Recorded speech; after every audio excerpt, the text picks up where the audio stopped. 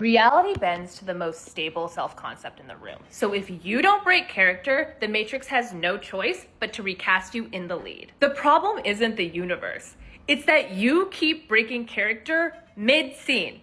You want the role, but you keep dropping the accent. And reality, it's not convinced yet. Manifestation isn't positive thinking. It's method acting plus mindset mastery.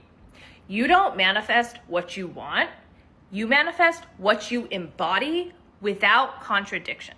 In other words, I didn't wait for signs. I became the version of me who already had it. And I didn't script my desires, I memorized the role. You're watching someone who rehearsed her dream life until it calcified. Oscar level embodiment. Relentless identity embodiment until it became a reflex, not a performance. Believability was the strategy. The timeline collapse was the side effect. And reality, it doesn't treat you based on how hard you try. It treats you based on your form. I used to be water, like just completely tossed around by the 3D, just whipped around by the winds. Now I am ice. Water gets poured out. Ice gets held. Water adapts, it people pleases, it changes based on what the conditions are. Ice sets the fucking tone.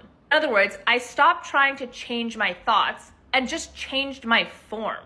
I stopped leaking identity and started locking it in. The moment I did, reality adjusted. Not because I hoped harder, but because I changed form through my identity. Reality doesn't bend to want.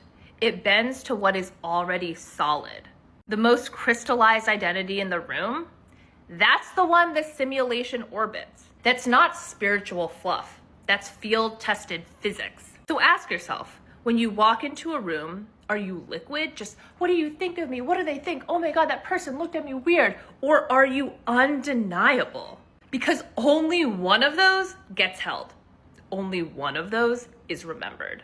Immersion over convincing. Your subconscious doesn't need convincing. It needs saturation, invasion, ritualized exposure until disbelief gives up. So don't fake it till you make it.